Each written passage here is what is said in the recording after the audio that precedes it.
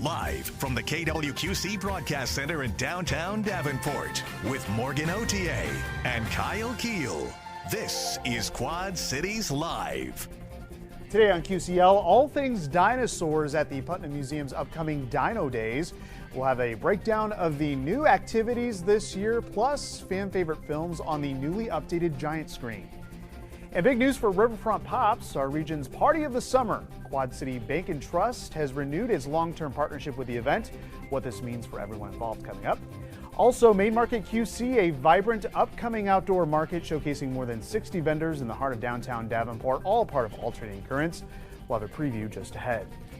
Hello and welcome to this Friday, August 7th edition of Quad Cities Live. Thank you so much for joining us today. I'm Kyle Keel. My co-host Morgan Otier has the day off. Well, the countdown is on for this year's Alternating Currents Festival. The only bi-state multi-city festival runs August 13th through the 16th, bringing more than 200 performances across 40 plus venues, featuring a wide variety of music, comedy, film, and of course the visual arts. CJ Parker is one of the countless performers throughout the festival, and he joins us once again to talk about the music aspect of Alternating Currents. CJ, welcome back to the show. Yeah, for sure. Thanks for having me. Yeah, obviously you're a very well-known name here in the Quad Cities, born and raised in Davenport. So tell us how your interest in music began and kind of how your career has evolved over the years. Yeah, so growing up in the Quad Cities, my parents also growing up in the Quad Cities. They met at Davenport North. They got married, and so I've been here all my life. I can't say I've been anywhere else, but so I've lived here forever. And music first started. My dad's a tuba player, so I started learning from him. I became a tuba player. My mom's a singer, and she loved Broadway. So it's in the blood. Yeah, it's all in it. So yeah, started there, and never stopped. Yeah, you got a great voice. You've done a couple performances for us here on QCL, and you've got some performances coming up at Alternating Currents. So this will be, I understand, your fourth year performing? Yeah, fourth year Alternating Currents. Yeah. So what makes Alternating Currents so special in your eyes? I think Alternating Currents is different because it's not just about one thing. It's not just music. It's art in general. Absolutely. Right? It's movies. People are making short films. It's people making art, just pictures and things like that. And there's so many different ways to be involved rather than just looking at one stage. There's a whole bunch of stages all around the Quad Cities. You can go and see music. You can go and see different art things happening. So it's more about the culture of art in general rather than just music. Yeah, it might introduce someone to maybe a different form of art that they weren't aware of, or a different genre of music maybe that they haven't heard before, but they could be just walking across one of the other events in one of the multi-cities that Alternating Currents is happening and come across something that they like to hear. So obviously we got the silent disco going on there at the Skybridge. That's always a big draw, some comedy shows. But let's talk a little bit more about the music aspect of the festival because there are quite a few genres represented. Yeah, 100%. I do more of like a soul pop thing, but I remember walking through the city maybe about a year ago and walking through and I was like, what is that music I'm hearing? And I'm hearing a saxophone player playing along with the DJ, playing along with a guy that has a bunch of metal drums sitting next to him. And there's 400 people in the random part of the street just watching this happen. So I'm like, there's so many different things that I would have never thought I'd see in the Quad Cities. And I'm looking and I'm like, wow, this is amazing. So it's not just one genre. It's country, it's pop, it's R&B, it's a whole bunch of different stuff. Yeah, it's really something for everyone. And, every year it seems to be getting bigger and bigger. Why do you think that is? I think it's because people want to get out and they want to see more than meets the eye, right? Sure. A lot of times people talk about, I have to go to a big city, so to speak, to get a big city experience. I have to go to Chicago to get it. I have to go to Los Angeles to get it. But the things that I see when I go to those places are they're here. They're here in the Quad Cities. They're here bigger than you may see in Chicago, bigger than you may see in different areas. This area is unique in its own right, right? So we come down the Mississippi, people stop here just to see this. And I was telling friends that from out of town, you got to come see Alternating Currents. It's a big deal. Yeah, it's becoming more and more of a big deal, and I think it's going to be a destination for many here in the years to come, if it hasn't already. Yeah. So detail a little bit more about your shows. You're going to have a couple of shows on, is it the 15th? Yeah. It's the 15th. It's that Saturday of Alternating Currents. So you've got the Daiquiri Factory and Great River Brewery. Great River Brewery, So what can people expect as they show up for your Funky. conference? If you're ready to, all right, there you go. If you want to dance, like if you want to have a good time, we'll be at DAC from 5:30 to 6:30. We'll be at Great River Brewery. I'll have a full band with me. We'll have a bass player, guitar player. I'll be playing piano. We'll do all this stuff, and it'll be fun. Yeah, sounds great. Well, we'll look forward to that on Alternating Currents. And you have 2 opportunities to see CJ perform on Friday the 15th. That's is it Friday the 14th? The 14th. There we go. We got it right on the screen. Yeah. We got it right on the screen. Friday the 14th, Daiquiri Factory from 5:15 to 6:15 in the evening. And then CJ will be at Great River Brewery from 8:45 to 9:45. And you can see a full list online of the live performances happening during Alternating Currents simply by visiting alternatingcurrents.com/lineup. CJ, always a pleasure. Thank you so much for joining us. Thanks, man. Appreciate it. Appreciate it. All right, well, it's more than just music at Alternating Currents. Next on QCL, we'll preview Main Market QC, where you can stroll and shop dozens of vendors. Quad Cities Live continues. Our preview of all the fun happening at Alternating Currents continues. As one of the Quad Cities' favorite curated shopping events, Main Market QC will once again be part of the 4-day festival. Stephanie and Mike Rutherford are a vendor at the market and join us now with a little preview of what people can expect during Alternating Currents. Stephanie and Mike, thank you so much for being here today. Thank you for inviting us. And yeah. We love it. Absolutely, absolutely. So you've been part of Main Market QC. So first, let's talk about your business, Rutherford Jerky. So we've been in business since 2016. Yeah. Our jerky is different from the other variety of jerkies because it's made with ground beef. Okay. So it is 100%. There's not a lot of fat. It's easy to chew, full of flavor. You can put it on a salad, cottage cheese, mac and cheese, baked potato. We have keto people that will take the chicken, the teriyaki, and they'll bread their chicken with it and put it in the air fryer. So you're getting double the protein. Interesting. Okay. Okay. And Mike, I understand that you've been kind of dabbling in jerky even prior to 2016. Yeah, I've done it for a long time. Friends of mine said I needed to make it a business, and we took some to the fair and sold it in a hurry and grew it into a business now. And here you are. So tell me your experience with Main Market QC. What made you go to that market specifically? We decided to grow our business. And everybody kept saying, come to the Quad Cities, come to the Quad Cities. Because you're out of Joy, right? Yes, Joy, we are Illinois. out of a little town. Yeah, Mercer County. Mercer County, and they kept we had people asking us. And I'm like, okay. So I met Rochelle Buckwater, the hostess with the Main Market. Absolutely, yeah. And we just connected, and we've grown ever since. The first one, we had a standing line waiting to get our jerky. Wow. All right, well, I'm going to give it a little bit of a taste. So you've got many different flavors here. So we've got mango habanero as well as the maple bacon that I'm going to try. Both I chose. I did choose the mango habanero. I love that flavor. But I'm going to try the maple bacon, which you say is one of your top sellers, right? It is. Maple bacon and prime rib are our top sellers. Maple bacon is like you're at grandma's eating pancakes and sausage and syrup. Very easy to chew, like you mentioned. It's not a tough texture like some jerkies are. Yes. So I can understand why that's a so top if seller. you like a tougher jerky, you're not going to like this. But if you... I bet you will. I bet you will. You will, but I understand what you're saying. It's loaded with flavor and easy to chew. It is. So you'll want to come to Main Market QC at Alternating Currents. So this is happening. It is happening the 15th, so August 15th. It will be Saturday. It will be on 2nd Street down by Pershing and Perry. And there are 60 vendors. 60, we have local vendors. We have vendors that are coming from all over the Midwest. There will be ceramics. There will be wood making.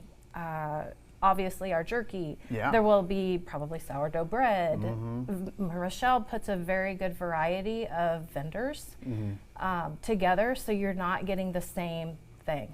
Yeah, I know it's carefully curated, and it's not only local vendors, but you've got regional vendors as well. Yes. Absolutely. So what's your favorite part about being a part of Main Market? Main Market, I would have to say the people.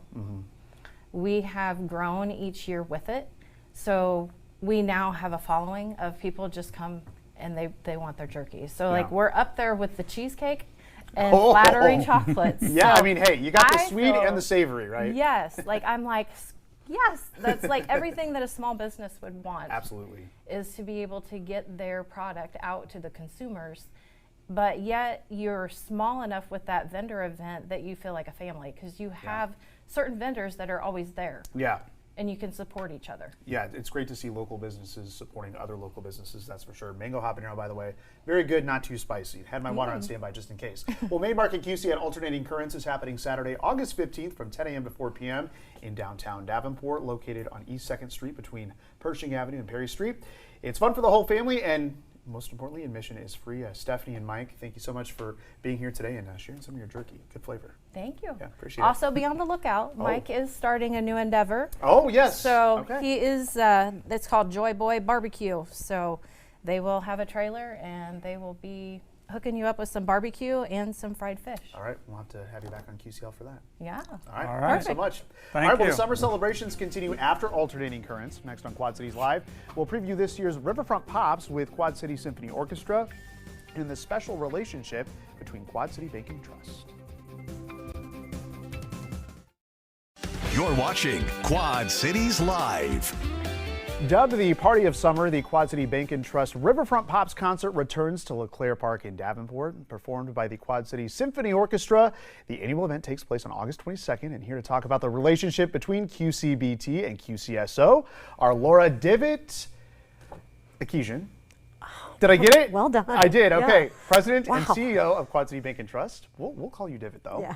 And Brian Baxter, Executive Director of the Quad City Symphony Orchestra. Thank you both for being here. Brian, thank you for coming back for a second day in a row here on QCL. I'm so happy to be here. Yeah, well, this love is it. really exciting because we're talking about this great relationship between Quad City Bank and Trust and the Quad City Symphony Orchestra. So, Laura, earlier this week, you actually announced that Quad City Bank and Trust is going to be sponsoring the Riverfront Pops concert for the next 5 years, correct? Correct. We're so excited to do so. We are in our 15th year now. Yeah, incredible. So this will take us to 2031, which feels farther away than 5 years. Okay, real when I year. said 2031 in my head earlier, I'm like, yeah, that does seem like it's Right? very, very Yeah, much far in but the future. apparently it's only 5 years away. It'll be here before we know it, Yeah, right? it's a real year. And we are thrilled to partner with the Quad City Symphony Orchestra because it means for us that not only does our brand get associated with an iconic Quad City Right. summer event, Yeah. but it's all the other things that the symphony does that we get to partner with that brings this cultural icon to the youth, to our community. For Quad City Bank and Trust, we care about our quality of life here in the Quad Cities. Definitely. And so the more we can support organizations that not only fix what needs to be fixed, but also supports our community and our quality of life, that keeps the Quad Cities just a vibrant place to be. And who doesn't want that? So Yeah. we're excited to be part of it. Sounds like it's along the lines of your mission at Quad City Bank and Trust. Correct. And Brian, how does it feel to have the support or the backing, I guess, of Quad City Bank and Trust, not only for the last 15 years, but really for the next half a decade ahead?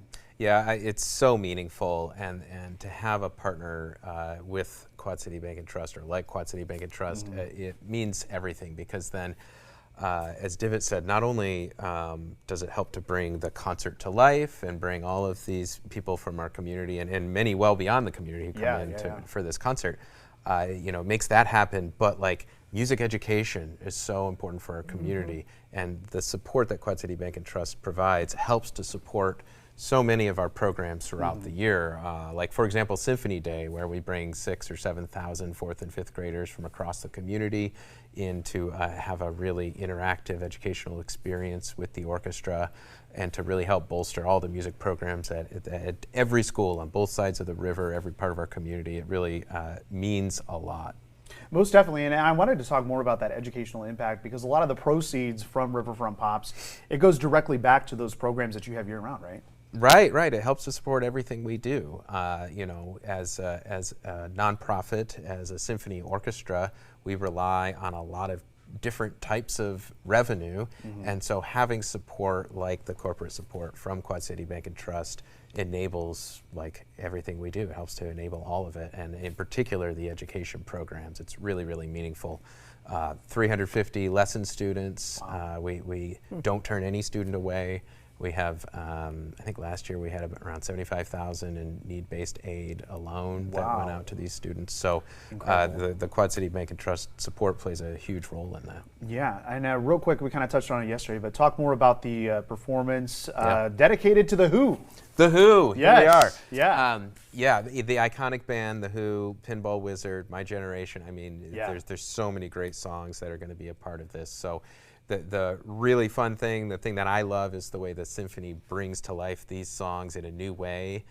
So it's a really fun experience, and everyone's singing along and dancing, and they've got their food setups. Everyone's out in the lawn having all their different picnic setups of various, like very elaborate to less elaborate. It's a lot of fun, and we'll kick it off with the Youth Symphony. Yes, again, that's right. Speaking of education, they kick it off with a pre-show, really fun pre-show, and we close with a huge patriotic fireworks set. Stars and Stripes Forever, 1812 Overture, Celebrate America 250 as well. So we got it all wrapped into one big event. Yeah, all right. And Divot, before we leave, I do want to mention Quad City Bank and Trust expanding its footprint in the Quad Cities at near the TBK Bank Sports Complex. Yeah, we're thrilled about that right? too. Yeah, it's a rather large building going in, but we want to showcase our brand of the Quad Cities. But that building is also going to house our holding company, which most people don't realize is located right here in the Quad Cities, QCRH. And we have 1,000 people working for QCRH throughout the Midwest, and people forget that that's part of the backbone of Quad City Bank. So we're very proud of that. All right, we'll look forward to that. Well, Quad City Bank and Trust Riverfront Pops, happening Saturday, August 22nd at Davenport's LeClaire Park. Gates will open at 4 p.m. And as we mentioned, the youth orchestra performance will be at 6:30, followed by the Best of the Who at 7:30. You can get your tickets at qcso.org. Brian Divot, thank you for being a part of QCL. Appreciate Thanks for having us. Thank you. All right, well, next on Quad Cities Live, Dino Days makes a return to the Putnam Museum and Science Center. To find out what's new this year, coming up.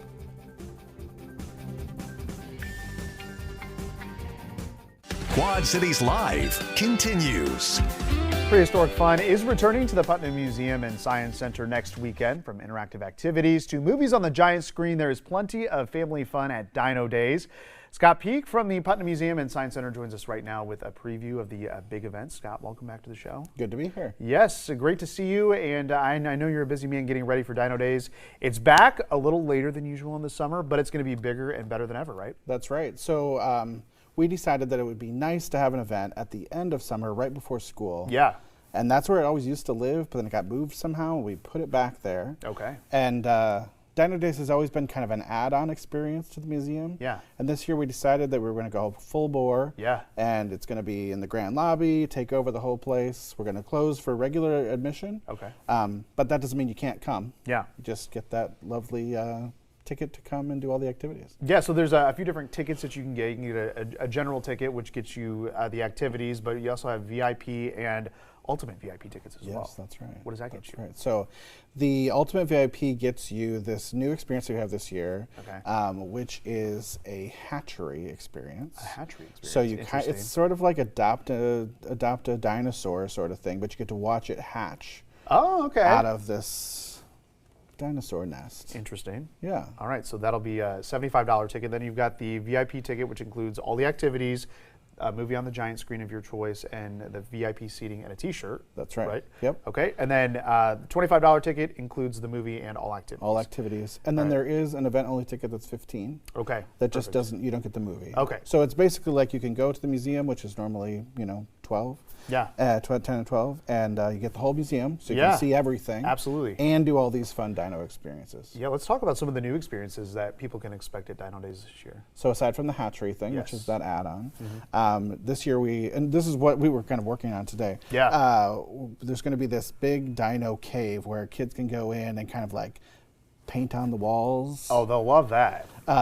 So I'm making part of that right now. Yeah. But then we've got another area where kids can be creative, so they can go and create a dinosaur costume of their making. Ooh. And so then they'll do a big parade around the museum. Oh, that'll be cool. So that'll be fun. Yeah. So since this is kind of like our Polar Express format, right. and that has a cocoa bar, we thought, what could we do instead? Yeah. And so we have a build your own pudding sundae, dirt sundae bar. So you get pudding and like Oreo dirt and bones and gummies and all the fun there. Sounds like a lot of fun. And then messy fun.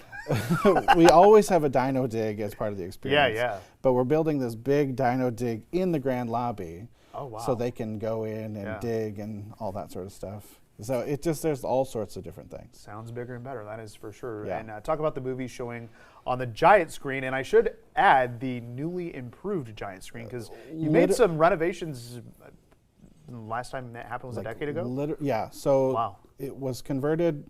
You know, we never want to talk about how we lost the IMAX affiliation, Sure. but whatever, that happened. Yeah. And then it was a digital conversion, and now it's going to be a laser projection. Laser projection, okay. Literally this week they're putting it in. Okay. And I was supposed to go to a training after this for it, but there was a little delay. Okay.